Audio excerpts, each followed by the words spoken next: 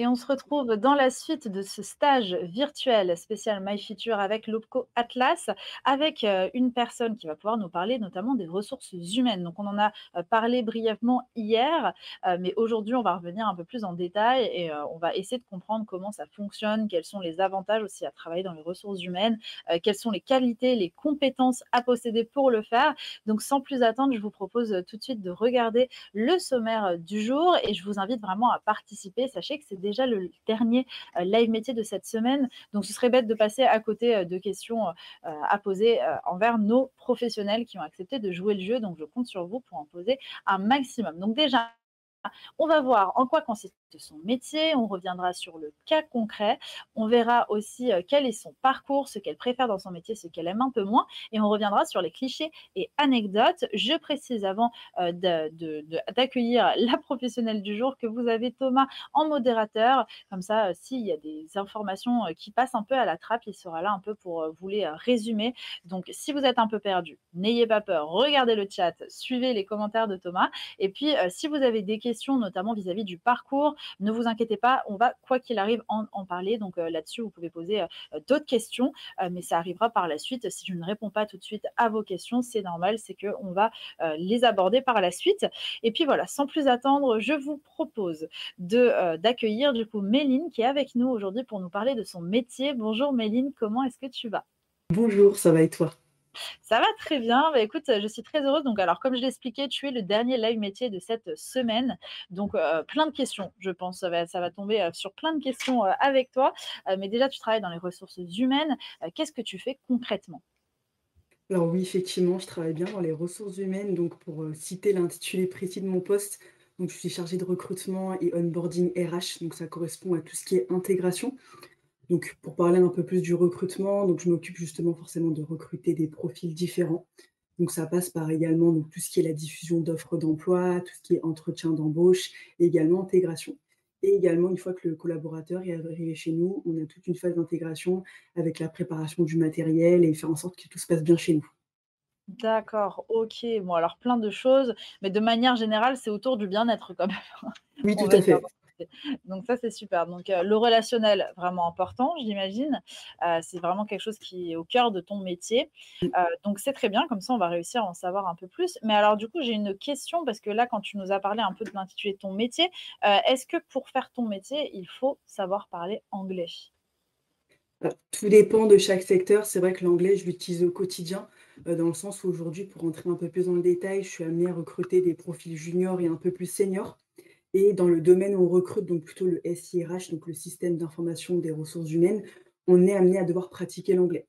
Donc on ne Mmh. demande pas forcément quelqu'un qui parle, voilà, anglais de manière bilingue, mais avoir quand même quelques notions pour justement pouvoir challenger le candidat en entretien et lui poser des questions et surtout comprendre ses réponses. Mais voilà, tout dépend de chaque secteur. Si par exemple on travaille dans une entreprise internationale, là forcément l'anglais sera indispensable. Là aujourd'hui, c'est assez important, mais c'est pas non plus un niveau indispensable aussi, d'un point de vue bilingue en tout cas.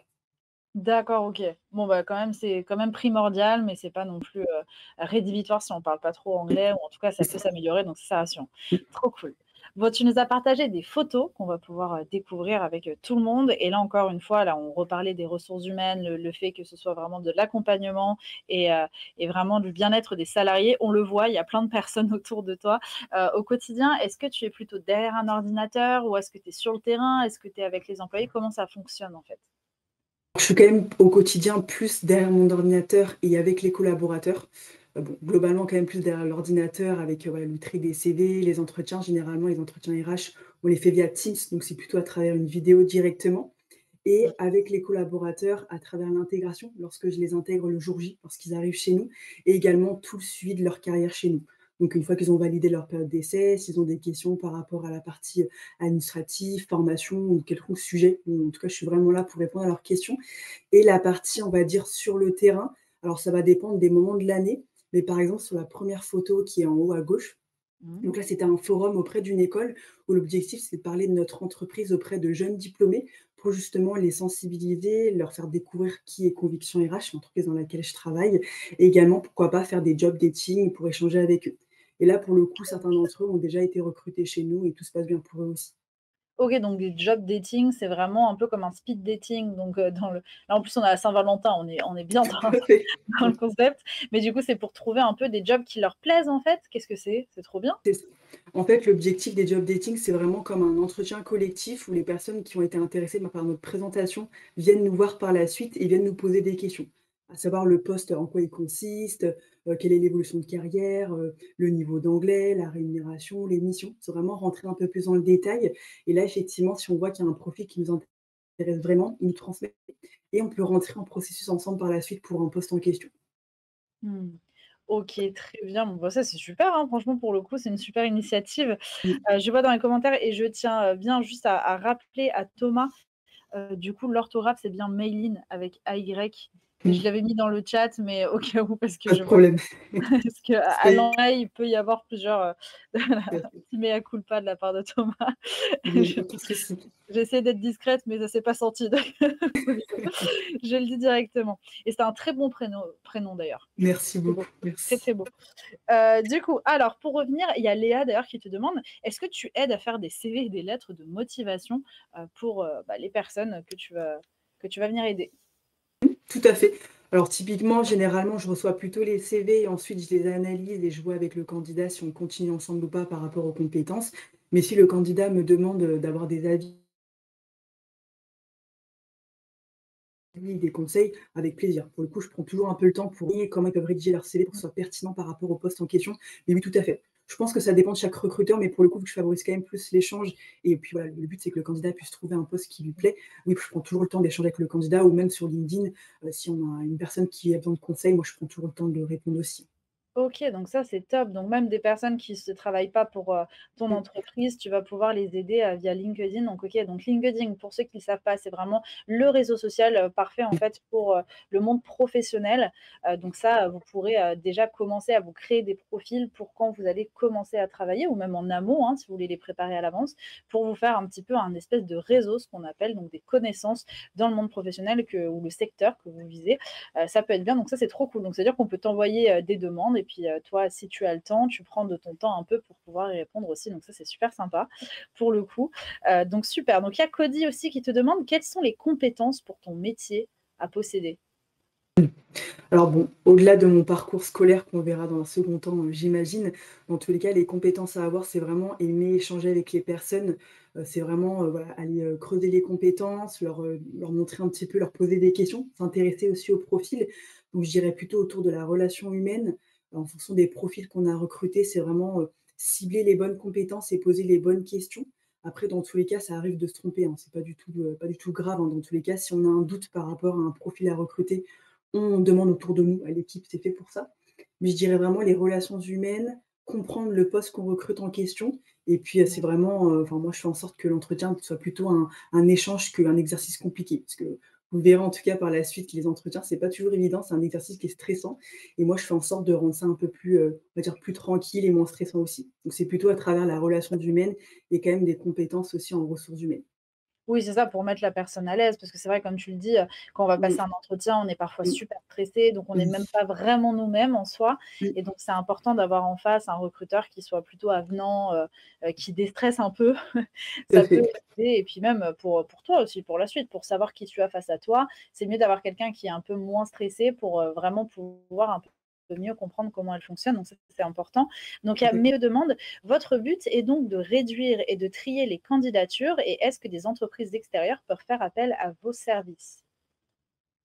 Effectivement, donc nous, on a une base de données où directement sur notre site d'entreprise, on reçoit pas mal de candidatures sur tous les grades confondus. Donc nous, on recrute des juniors, des confirmés, des seniors et plus. Donc on fait déjà un premier tri, à savoir à travers le CV si déjà le poste correspond au poste qu'on propose dans tous les cas. Donc il y a déjà un premier tri. Et les profils qui nous intéressent, on va les contacter directement pour leur poser quelques questions. Donc on va leur demander déjà quelle est leur projection, quel poste ils recherchent. Suite à ça, on va demander leur, en termes de rémunération, qu'est-ce qu'ils recherchent également, pour être sûr qu'on soit aligné par rapport à ce que nous on propose aussi aujourd'hui. Le Ouais. niveau d'anglais, les déplacements également, puisque le poste de consultant en question est amené à se déplacer assez régulièrement. Et voilà, Mmh. à partir de quand il est disponible pour commencer un nouveau poste. Donc oui, effectivement, on a déjà un premier tri. Si en termes de premier échange, tout correspond au niveau de nos attentes et les leurs, on rentre en entretien RH et là, pour le coup, c'est un entretien d'1 heure où on prend vraiment le temps d'échanger. Moi, je présente un peu plus en détail l'entreprise en question. Je réponds vraiment aux questions, en tout cas, du collaborateur, enfin, du moins du futur collaborateur. Et si tout se passe bien, il réussit les entretiens et arrive chez nous. Donc oui, effectivement, on a bien voilà, un premier trait de CV, des premiers échanges téléphoniques avant d'aboutir à une proposition d'embauche par la suite. Mmh. OK, très bien, bah, merci, c'est plus clair. Il y a Mewen aussi qui demande: «Vous aidez donc votre entreprise ou les entreprises à avoir le candidat idéal?» Mm.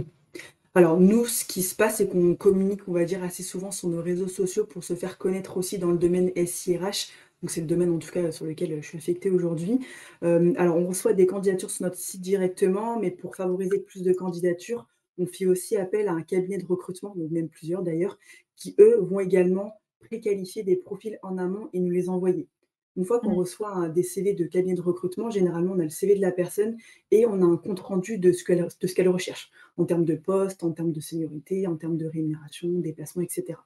Donc il y a déjà un premier échange qui a été fait avec le candidat et nous, il suffit juste qu'on rentre en contact avec lui en entretien RH pour creuser un petit peu plus. Mais oui, on se fait aider par des cabinets de recrutement, on communique sur nos réseaux sociaux ou parfois on est amené à ce qu'on appelle chasser. Donc en fait, en tant que recruteur, on est amené à aller chercher des profils sur LinkedIn, la plateforme professionnelle. Parce que parfois, OK. tout dépend de la période, on va avoir un peu de mal à avoir des CV plus ou moins pertinents ou de nombre de CV. Donc ce qui se passe, c'est qu'on va aller directement contacter les profils sur LinkedIn.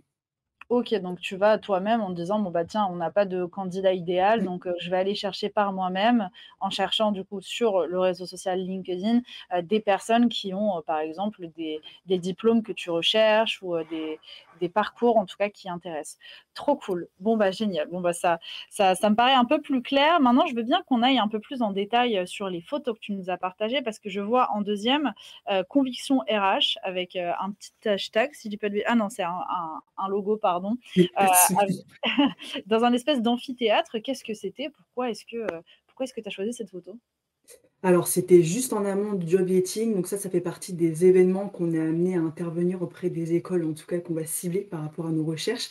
Donc, cette OK. photo, je l'aime bien parce qu'en tout cas, les forums, c'est quelque chose que j'apprécie beaucoup parce qu'on rentre directement avec des futurs collaborateurs. Encore une fois, c'est dans la relations humaines et l'échange. Donc, en fait, pendant ce forum-là, on était en amphithéâtre où justement on présentait sur une dizaine de minutes Conviction RH. Donc, notre entreprise aujourd'hui, quel est l'objectif, quel profil on recrute. Donc c'est vraiment un premier contact qu'on a en tout cas avec les étudiants. C'est pendant ces moments-là qu'ils nous posent également des questions et puis une fois que le forum est passé, c'est les profils qui sont le plus intéressés qui vont venir nous voir en job dating. Mais c'est une photo que j'aime beaucoup et tous les ans, j'aime beaucoup intervenir en tout cas, dans le cadre de forums aussi. Bah, ouais, non, c'est trop bien parce qu'au moins ça te permet d'être au contact Mmh, avec des nouvelles personnes, de pouvoir tout à fait. échanger sur ce que tu fais au quotidien et tout. Mmh. Donc, c'est super bien et puis après alors la 3e photo en haut, alors déjà, pourquoi tout le monde est habillé en blanc? Et de Alors 2 c'est pourquoi il y a autant de monde? Oui, c'est vrai qu'on comprend pas forcément. Donc c'était dans le cadre d'un séminaire. Donc ce qu'il faut savoir, c'est qu'à peu près une fois tous les 2 ans, on part en séminaire avec l'ensemble de l'entreprise et ça, c'était le séminaire d'il y a à peu près 2 ans, si je me trompe pas. On était parti dans le sud de la France et le séminaire, l'objectif, c'est vraiment de rassembler tous les collaborateurs et de passer un week-end ensemble, quelque part, en tout cas soit en Île-de-France ou à l'étranger et de passer du bon temps ensemble. Parce qu'on travaille tous ensemble toute l'année, c'est fatigant, le travail, ça demande quand même de l'énergie et les séminaires, l'objectif, c'est vraiment qu'on puisse tous se réunir.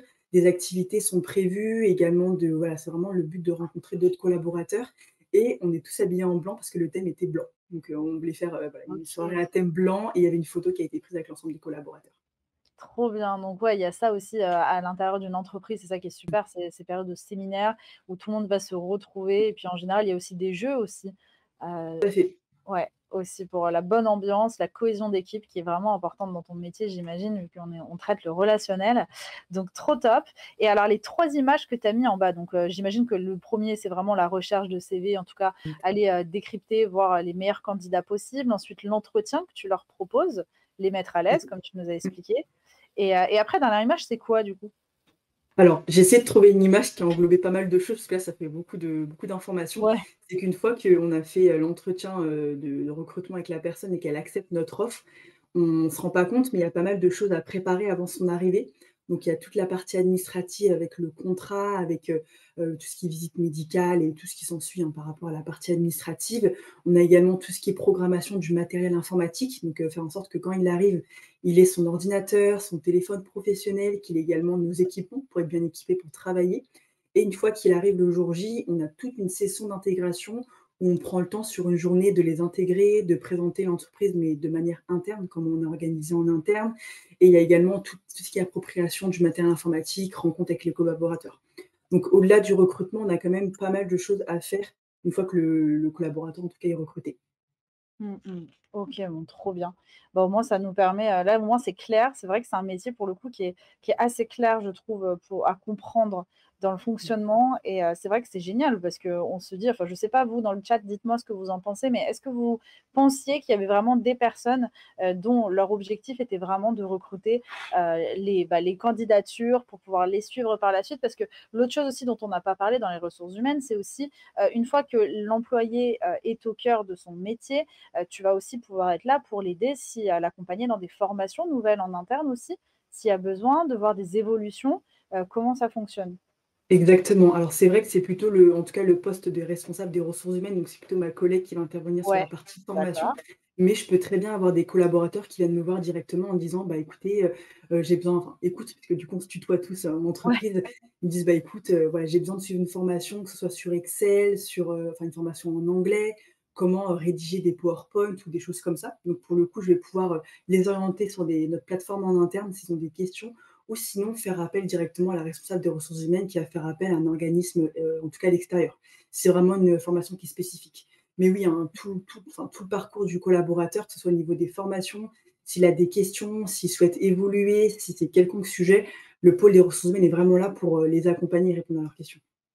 OK, donc vraiment super et dernière question, je l'ai vu passer, dans les commentaires, mais là je retrouve plus le commentaire. Je crois que c'était Cody qui en avait parlé, qui disait que c'est vrai que parfois quand on parlait DRH, ça avait une «mauvaise réputation» entre grands guillemets, parce que aussi, bah, tu dois traiter aussi des licenciements ou, des, ruptures de contrat par la suite.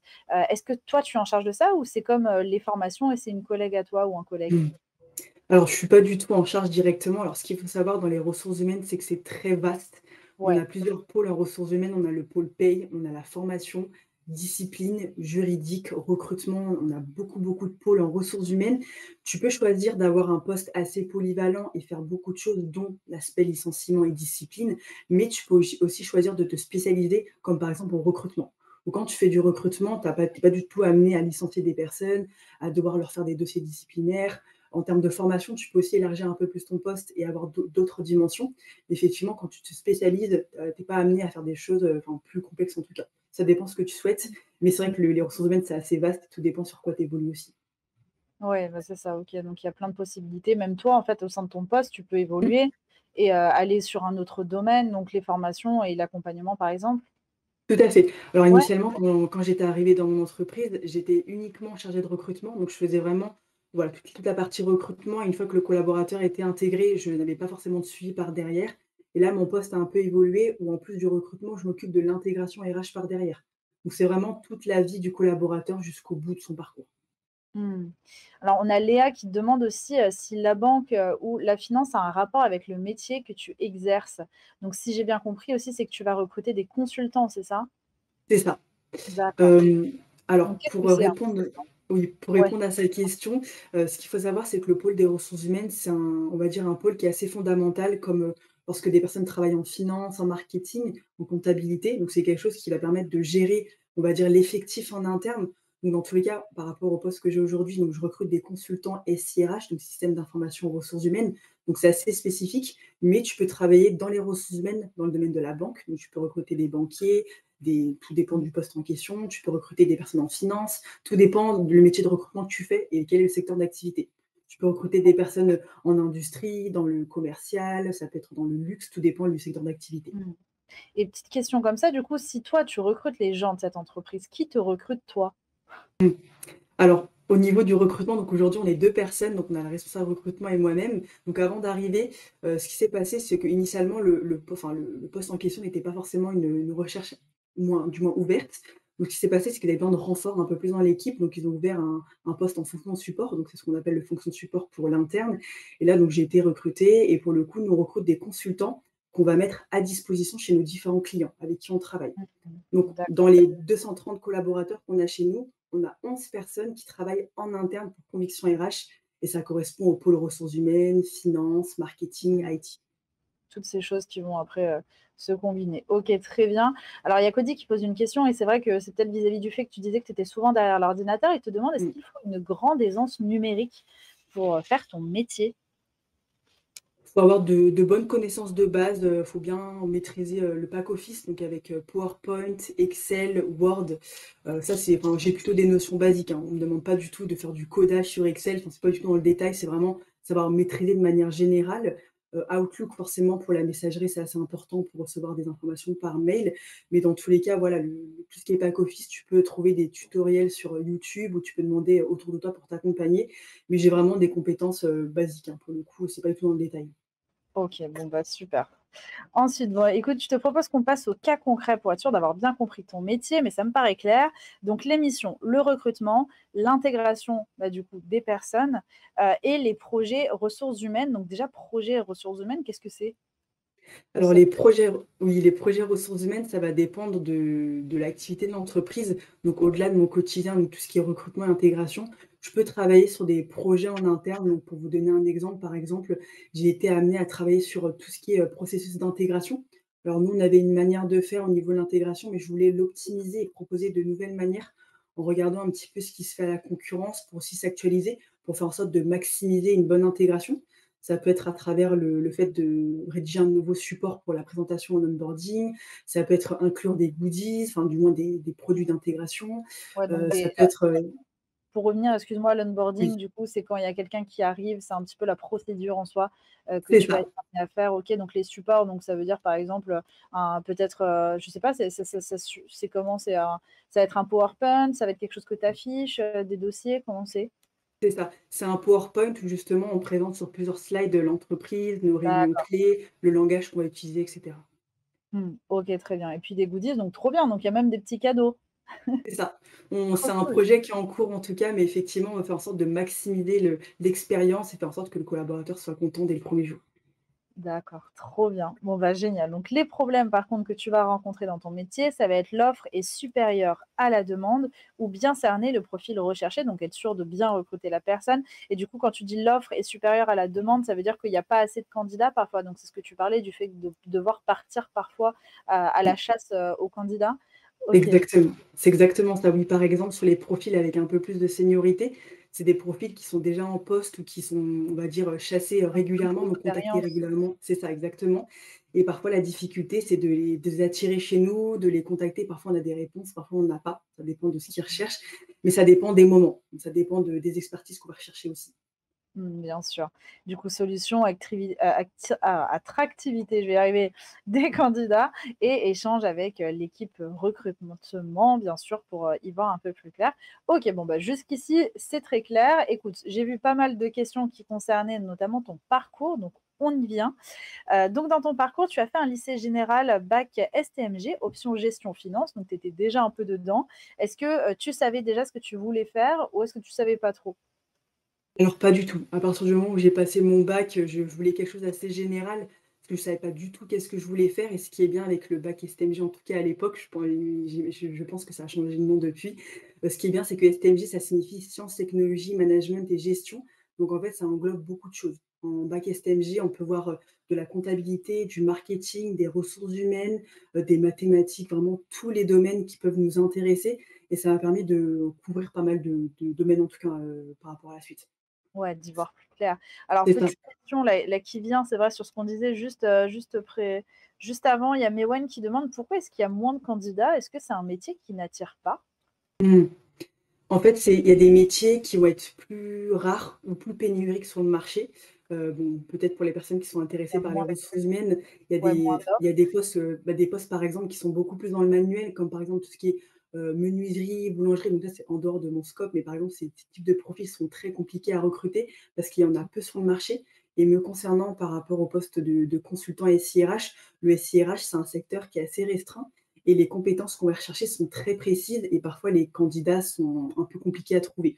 Soit c'est des personnes qui ne sont pas en recherche, soit c'est des personnes qui ne répondent pas forcément, aux attentes non plus. Donc c'est des compétences très spécifiques. Plus le profil est rare, plus c'est compliqué d'en trouver. D'accord, donc tu dis en gros que, dans ton spectre, on va dire, donc tu appelles ça un scope, donc dans ton environnement de recherche, il te faut quand même des profils qui sont assez précis et donc c'est difficile à avoir et puis, même pour les personnes qui vont être recrutées par la suite, ils savent pas forcément, où est-ce qu'il faut enfin, où est-ce qu'il faut chercher ou, où ils vont aller dans d'autres types de postes.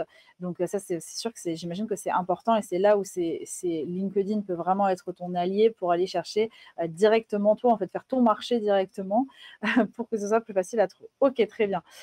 Cody, il demande aussi, quelle erreur les candidats, font le plus en entretien? Alors c'est vrai que j'ai fait quand même pas mal d'entretiens jusqu'ici, les erreurs peut-être c'est, lorsqu'on se connecte, en Teams, c'est plutôt l'image qu'on va renvoyer. C'est quelqu'un qui n'a pas préparé son entretien dans le sens où elle se connecte en visio et puis, on voit que voilà, il n'a pas forcément fait d'efforts sur, la tenue ou du moins préparer l'entretien tout simplement. Parfois ça m'est arrivé, d'être au téléphone et d'entendre que la personne est dans un parc ou dans un endroit avec beaucoup de Mmh. bruit. Ça montre un peu une image où tu as un petit peu de doute sur vraiment la motivation de la personne. Donc c'est pas vraiment une erreur, mais c'est vraiment préparer l'entretien, c'est important. Après, les grosses erreurs, je pense que, c'est peut-être si quelqu'un se trompe, dès le début sur, qu'est-ce qu'on fait en termes d'activité au niveau de l'entreprise, ça peut arriver. Parfois, moi, je prends vraiment le temps de rentrer dans le détail et leur expliquer. Mais ça m'est arrivé qu'une personne arrive au bout du processus et que nous dise finalement: «Notre entreprise est un cabinet de recrutement», alors que pas du tout. Pourtant, c'est des choses qui ont été vues dès le début, donc ça, c'est peut-être un manque de compréhension de la personne. Mais c'est pour le coup, ça a bloqué pour lui faire une offre par la suite parce que cette personne n'a pas du tout compris ce qu'on faisait en termes d'activité. Donc c'est vraiment, le conseil encore en tout cas en entretien, c'est vraiment de préparer l'entretien et de prendre des notes parce que c'est toujours apprécié et puis voilà, auquel cas on continue ensemble, le candidat au moins a déjà les prises de notes et connaît au moins l'entreprise. Bien sûr. OK, très bien. Donc pour en revenir un peu à ton parcours, du coup, par la suite, tu as fait un DUT en gestion entreprise et administration et spécialisation, ressources humaines. Donc déjà, tu es rentré très rapidement, en fait, dans ce milieu. Donc tu l'as découvert, est-ce que ça a été vraiment une vocation une fois que tu as découvert ce milieu ou est-ce que ça a mis plus de temps? Alors pour être complètement transparente, ça s'est fait par hasard pour le coup, je ne savais pas du tout Ouais. encore ce que je voulais faire. Donc j'ai fait un DUT, donc c'est un diplôme universitaire technologique, donc gestion entreprise et administration. Donc en fait, encore une fois, c'est un cursus qui est très généraliste, hein. Donc on voit encore une fois de la comptabilité, de l'économie, mathématiques, français, anglais, donc vraiment plein de choses. Et pendant la seconde année de DUT, donc qui dure 2 ans, on a la possibilité de pouvoir se spécialiser. Donc on a le choix entre ressources humaines, on a le choix entre comptabilité et marketing. Moi, pour le coup, j'avais plutôt fait le choix niveau management et marketing parce que c'est quelque chose qui me plaisait bien et c'était assez vaste aussi et la vie a fait que je me suis retrouvée finalement en ressources humaines qui était mon second choix et finalement je regrette pas du tout. Ah bah, ouais, bah, ça t'a ouvert ta voie, clairement. Exactement.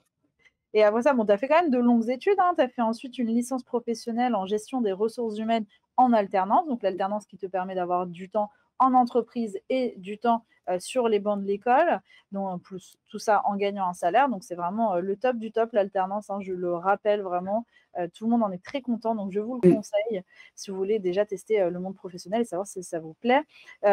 Ensuite tu as fait un master en développement des ressources humaines en alternance aussi, mmh, de 2 ans par la suite. mmh. Comment ça s'est passé tout ça? Est-ce que pour faire ton métier, on est obligé de passer par autant d'études ou pas? Alors c'est vrai qu'on arrive à du moins à une époque, à une période où forcément les études deviennent de plus en plus importantes. Je sais qu'en tout cas à l'époque de mes parents, forcément le bac+5 n'était pas forcément demandé, un bac suffisait. Mais c'est vrai qu'en fonction des responsabilités que je voulais avoir et de la montée en compétences et de l'évolution, je me devais à minima d'avoir un bac+5 pour faire en sorte d'arriver à mes ambitions par la suite. Donc pour le coup, c'est pas obligatoire, mais on va dire que si on s'arrête à un bac+2 ou un bac+3, on aura plus de difficultés à trouver un travail qui nous plaît vraiment que si on a un bac+5 et plus. C'est vraiment par rapport au choix par la suite. Et c'est vrai qu'aujourd'hui, en tout cas les étudiants le verront par la suite, mais beaucoup de personnes arrivent au bac+5 et ça devient limite une banalité le fait d'avoir un bac+5. Ah ouais, d'accord, OK. Donc ça ne veut pas tout dire, quoi. Exactement et par contre, comme, tu le disais très bien, l'alternance, moi, je le préconise vraiment à 100. Maintenant, on peut commencer l'alternance dès qu'on a obtenu notre bac, donc on peut faire 5 ans d'alternance et c'est vraiment l'alternance qui m'a formée au monde professionnel, au monde du travail, d'avoir vraiment cette posture d'échanger avec des professionnels et de monter en compétences. Donc avant d'être en CDI, j'ai fait 3 ans d'alternance dans des secteurs complètement différents. Donc j'ai fait en banque et j'ai fait aussi au sein du secteur public et pour le coup, ça m'a permis de voir énormément de choses et dès qu'on arrive et on est prêt pour un CDD ou un CDI, on est prêt pour le monde du travail. Mais bien sûr et puis au moins ça te permet de vraiment, connaître, déjà d'avoir un pied dans le milieu, d'avoir Mmh, des contacts aussi. oui. Mine de rien, c'est quand même important par la suite, pour pouvoir être embauché. Parce qu'après je vois 3 mois de pause. Pourquoi est-ce que tu as fait, cette pause? Alors une fois que j'avais fait mes 5 ans d'études, j'en avais un petit peu marre forcément de l'école, de l'alternance. Mine de rien, c'est quand même un rythme qui est soutenu et qui est fatigant. Donc je voulais tout simplement, prendre un peu de temps pour moi, en profiter pour voyager un petit peu, enfin tout simplement faire une petite pause. Parce qu'une fois qu'on commence un travail, hein, que ce soit en CDD ou en CDI, le la vie s'enchaîne et forcément c'est une vie qui est rythmée et qui est fatigante. Donc je voulais en profiter tout simplement pour prendre un peu de temps pour moi, pour voyager, pour en profiter pour, faire le point. Et puis dès que j'étais prête à revenir sur le marché, à commencer à faire mon CV, à postuler, passer des entretiens et puis avoir un CDI, que j'ai aujourd'hui. Trop bien, donc le recrutement, je vois ça rapide, donc c'est arrivé assez vite. Du coup, tu ça fait 2 ans que tu es dans cette entreprise ou c'est que tu as changé par la suite? Non, ça fait 2 ans? 2 ans, ouais, que j'y suis. OK. Ouais, tu es contente? Est-ce que tu as des envies d'évolution? Bah, écoute, pour le moment, je suis très contente en tout cas de mon poste. C'est vrai que, bah, forcément la relation humaine est mis au cœur de mon travail et en termes d'évolution, forcément, c'est continuer à monter en compétences, donc en recrutant des profils plus seniors et plus, donc arriver à des profils senior managers, associés et cetera et puis, faire en sorte que mon poste devienne un peu plus polyvalent également. Donc là, j'ai pu intervenir sur l'onboarding, mais pourquoi pas intervenir sur de la formation, sur plus de projets RH, sur de la marque employeur. Donc la marque employeur, c'est toutes les actions qu'on va mettre en place pour faire connaître l'entreprise. Donc ça Mmh. passe par, LinkedIn, donc le logiciel en tout cas professionnel. Ça passe par également d'autres plateformes. Ça peut être les réseaux sociaux, YouTube et cetera. OK, ah ouais, donc il y a pas mal de supports, différents, donc ça, Mmh. j'ai hâte d'en savoir un peu plus. Donc sur le chat, on réagit quand même pas mal. Il y a Cody, qui nous dit: «Prendre du temps pour soi, c'est nécessaire». Entre 2 blagues de Thomas, le modérateur, qui fait des petits jeux de mots depuis tout à l'heure. Ça il divertit, tranquillement, tout en ne t'inquiète pas, en réexpliquant bien ce que tu racontes, hein, mais il fait des petites blagues. Il y a, Wanzim aussi qui dit: «Le temps, c'est de l'argent». Bah oui, bah, ça dépend, ce qu'on en pense. Et il y a Cody qui demande, bah, du coup: «Est-ce que ton métier recrute?» Mais tu nous as dit quand même que oui, justement, que c'était compliqué, mais que les il te demande aussi les matières importantes à l'école à avoir selon toi pour, faire ton métier. C'est à partir du moment où tu vas te spécialiser dans ton cursus. Donc par exemple, moi, c'était la deuxième année en DUT où là, on a abordé vraiment tous les domaines RH qui en sont importants pour moi aujourd'hui. Donc en termes de matière, j'ai pu voir, le recrutement, j'ai pu voir la formation, j'ai pu voir le droit du travail, j'ai pu voir tout ce qui est aspect juridique et cetera. Donc c'est vraiment des dimensions qui me servent aujourd'hui. Donc à partir du moment où on se spécialise dans un domaine en particulier, c'est vraiment ça qui va pouvoir t'aider, t'accompagner. OK, Après, si tu très fais un bien. cursus assez généralisé, tu auras des bases, mais un petit peu sur tout et tout dépend sur quoi tu souhaites évoluer. Mmh. Très bien, bah, trop bien. Bah, justement, en parlant des choses dans lesquelles tu aimerais évoluer, on va venir dans ce que tu préfères dans ton métier, ce que tu aimes un peu moins. Donc, ce que tu aimes le plus, tu as dit le contact, donc là, on retrouve le relationnel et le challenge. Alors, qu'est-ce que tu entends par challenge? À quel niveau? Challenge, c'est par exemple si on a des difficultés à recruter un profil en particulier, ça va être un véritable challenge de trouver la bonne personne. Avant d'être confrontée à cette situation où les personnes sont un peu plus compliquées, en tout cas à aborder et aussi à attirer, j'étais amenée à recruter des profils un peu plus juniors. Là, pour le coup, j'ai beaucoup aimé parce que voilà, c'était vraiment du contact. Les personnes aujourd'hui sont très épanouies chez nous. Elles ont également monté en compétences. Donc, elles sont passées de junior à confirmées. Donc, il y a une véritable montée en compétences aussi chez nous. Donc, ça m'a beaucoup plu. Mais le challenge aujourd'hui, c'est vraiment de se centrer sur les profils un peu plus seniors et vraiment de trouver le bon profil qui correspond d'un point de vue compétences techniques, mais également le fit culturel avec l'entreprise et les clients. Mmh, OK. OK, ouais, bon ça j'imagine du coup c'est bien parce que ça te met une motivation un peu de te Mmh. dire: «Allez hop, je vais, grimper les échelons pour réussir à réunir tout ça». Et dans ce que tu aimes le moins, du coup tu as dit: «Le processus n'aboutit pas, les besoins non adaptés, n'a pas convaincu les autres interlocuteurs». Donc là, comme tu me disais, si à la fin de son entretien, il finit par, ne pas comprendre vraiment le sens de son métier, on va pas le recruter donc compliqué aussi, parfois sur certaines candidatures, j'imagine et le candidat ne correspond, finalement pas, bah, comme je viens de le dire, ou même ou pour vis-à-vis des compétences. Oui, parce que ça te prend du temps, en fait, d'aller recruter toutes ces personnes. Des fois, les aussi les ce qu'on va demander, enfin, ce que tu vas demander, peut-être que le processus de recrutement est long. Combien de temps il dure à peu près? Combien d'étapes tu as, toi? Alors on a 3 étapes, donc on a l'entretien RH, en visio qui dure à peu près 1 heure. Si Mmh. l'entretien RH se passe bien, il y aura également un autre rendez-vous, ce qu'on appelle chez nous donc le rendez-vous 1 également via Teams, avec des profils plus seniors où là, on rentre plus dans le détail par rapport au parcours du candidat sur les compétences techniques. Ouais. Et si tout se passe bien, il y a une dernière étape avec plutôt un associé ou un senior manager qui va rencontrer le candidat. Et là, c'est plutôt le faire venir en présentiel dans l'entreprise, lui faire visiter les locaux, lui poser encore des questions sur la dernière étape. Donc on a 3 grandes étapes et en termes de durée, donc généralement, c'est à peu près 1 semaine et demie à 2 semaines en termes de processus. On essaye d'être plus rapide aussi de temps en temps, parce que parfois ça peut prendre du temps, mais ça dépend pas que nous, ça dépend de la rapidité de la réponse du candidat, la rapidité également de la réponse de l'interlocuteur qui doit le rencontrer. Donc il y a plein de facteurs qui rentrent en compte. L'objectif surtout, c'est de rester en contact avec le candidat et de le tenir au courant. Bien sûr et là, justement, il y a Cody qui te demande: «Est-ce que ça peut être délicat de dire non à une personne? Comment est-ce que tu fais?» Mmh. C'est jamais évident. C'est jamais évident de dire non à quelqu'un, sachant qu'en entretien, on le sent quand c'est vraiment quelqu'un qui est intéressé. Dans tous les cas, je fais en sorte de lui donner vraiment tous les motifs qui nous ont permis de prendre la décision si on continue ou pas ensemble. Parfois, j'ai dit non à une personne à cause de l'anglais, parce que l'anglais était trop juste et je voulais pas le mettre en difficulté pour le poste qu'on propose. Parfois, c'est parce que le profil était un peu trop junior par rapport à ce qu'on recherchait. Parfois, c'est parce qu'il manquait un peu de gestion de projet, par exemple. Généralement, tous mes ce qu'on appelle nous des no-go, donc tous les refus sont justifiés et je prends toujours le temps d'appeler la personne pour l'expliquer. Au moins elle n'est pas frustrée, elle comprend et si auquel cas elle a des questions, elle a mon numéro de téléphone et puis on s'appelle si besoin aussi. Mmh. OK, bon, bah, super. Ça, au moins, ça aide, on se sent, Mmh. au moins accompagné jusqu'au bout, donc ça, c'est important, vraiment dans ton métier. Donc il y a pas mal de questions dans le chat, on va sûrement y répondre juste après la dernière slide qui concerne cliché anecdote. Tu as dit, «Les ressources humaines font uniquement de la paye ou du licenciement de collaborateurs». Alors ça, je pense que c'est le plus gros cliché qu'on a à chaque fois. Mmh. Heu, qu'est-ce que tu, aimerais répondre à ça? Alors, les RH interviennent bien sur ces domaines-là, mais pas uniquement. Dans tous les cas, si on fait des recherches sur Google au niveau des ressources humaines, on peut être amené à travailler sur beaucoup de domaines RH, voire des nouveaux, hein, avec le monde qui évolue. Il y a de nouveaux métiers qui sont également créés. Mais effectivement, ça fait partie des ressources humaines, mais pas que. On peut faire le choix de ne pas du tout faire de la paye. Par exemple, personnellement, j'aime pas du tout la paye, donc je comprends globalement ce que c'est, mais j'aime pas du tout le travail en tant que tel dans la paye. Donc aujourd'hui, je choisis un poste qui fait que je travaille pas dans la paye. Mmh. Licenciement, c'est jamais évident. Après, ça fait partie des ressources humaines. Si le collaborateur ne correspond plus à la stratégie de l'entreprise et que voilà, en termes de posture, ça ne va plus du tout, le licenciement est aussi une option, donc on est obligé de passer par là.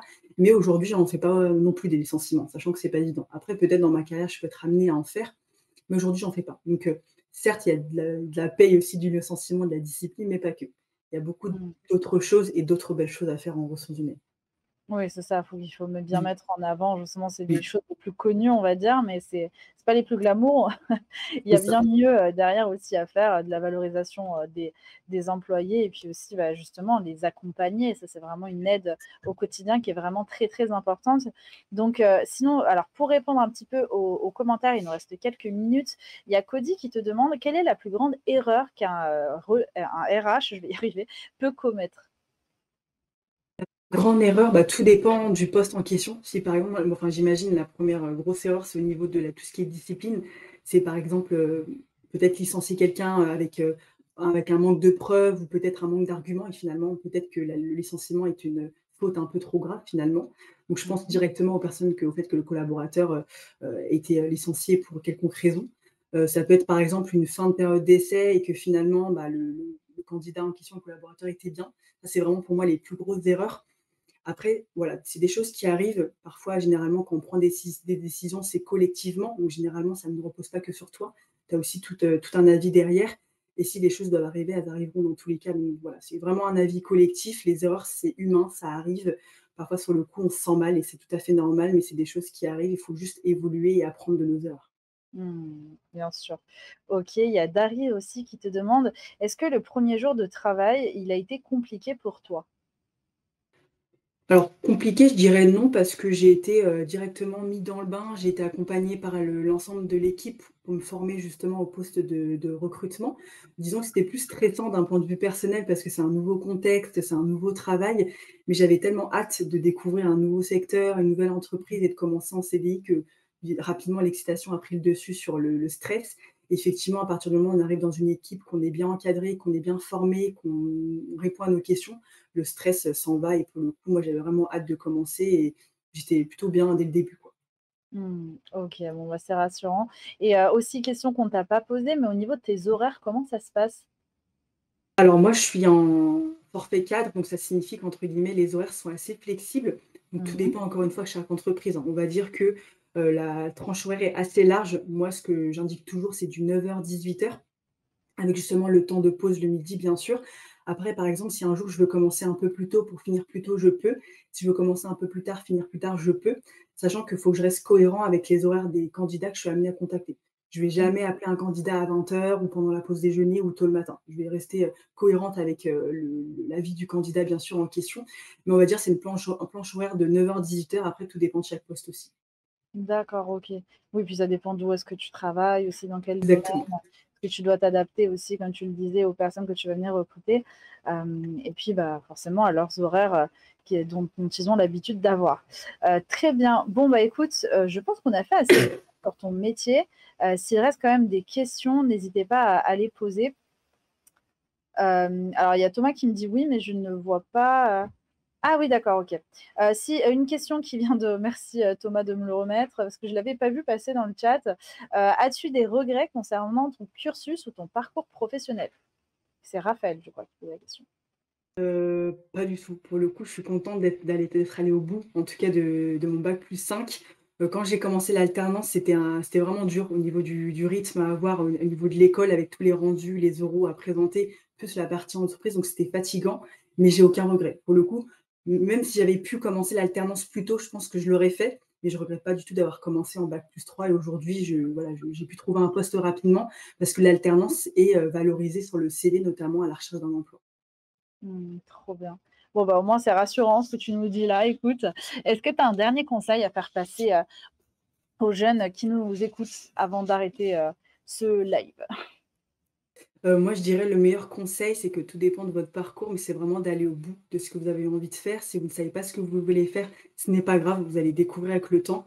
Même si vous vous engagez dans un cursus scolaire et que finalement ça ne vous plaît pas, c'est pas grave, vous pouvez vous réorienter. Vous avez, toute votre vie pour vous réorienter, pour vous former. Ne vous enfermez pas dans un poste ou dans un cursus scolaire qui ne vous plaît pas.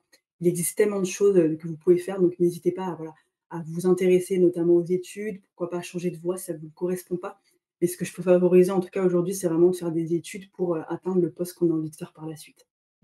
Ouais, le plus important et puis même si au cours de votre vie, de manière générale, vous vous rendez compte que vous, avez pas fait, les bonnes études ou, pas forcément ce que vous aimiez le plus, vous pouvez Mmh. toujours être encadré justement par les ressources humaines pour vous aider, à rectifier le tir et pourquoi pas repartir en formation pour autre chose. Donc ça, c'est vraiment important, c'est vraiment un soutien au quotidien, c'est vraiment ce qu'on en retient aujourd'hui lors de cet échange. Dernière, c'est vrai, question, que Hawa et Cody m'ont redemandé. Est-ce que c'est possible, juste pour terminer, d'avoir, une fourchette de salaire, dans les ressources humaines de manière générale? Qu'est-ce que ce serait? Alors au niveau de la fourchette, donc forcément c'est assez large, hein, ça dépend du secteur d'activité, mais en tout cas ce que vous pouvez retrouver sur internet, c'est que la tranche de rémunération est entre 35 et 40. Parfois vous pouvez avoir un peu moins, un peu plus, ça dépend aussi de la taille de l'entreprise. Parfois ils ont plus les moyens, de pouvoir investir aussi là-dedans, comme parfois un peu moins. Ça dépend de pas mal de choses. Mais on va dire que c'est la fourchette classique que vous pouvez retrouver également sur internet. Trop bien, bah, écoute, merci beaucoup. On va vous mettre ça, dans le chat pour ceux qui ont besoin de le noter et puis, bah, merci Méline. Qu'est-ce qu'on peut te souhaiter pour la suite? Bah, écoute, la réussite, l'évolution dans mon poste et puis que tout se passe bien, notamment dans les ressources humaines. Bon, bah, je note la réussite et que tout se passe bien. Écoute et puis, tu es libre de revenir, sur MyFuture si tu veux parler un petit peu mieux de ton métier, ce sera avec un grand plaisir. Merci d'avoir accepté, de passer du petit temps avec nous. En tout cas, là, on a appris plein de choses dans le chat et puis tout le monde a bien participé. Je vous ai vu, donc merci aussi à vous. Nous, on va partir en pause pendant 10 minutes et ce sera le retour de Thomas sur vos écrans, qui arrivera du coup pour animer, un atelier, sur le justement la gestion de budget. Donc n'hésitez pas à déjà, poser des questions, dans le chat, préparez vos questions en tout cas, parce que je pense que ça va être assez, participatif. Donc on attendra bien sûr, vos réactions dans les commentaires. Merci encore Méline et puis, Merci bonne beaucoup. continuation du coup. Bonne journée, bon courage, merci beaucoup Sextine. Au revoir tout le Super. monde.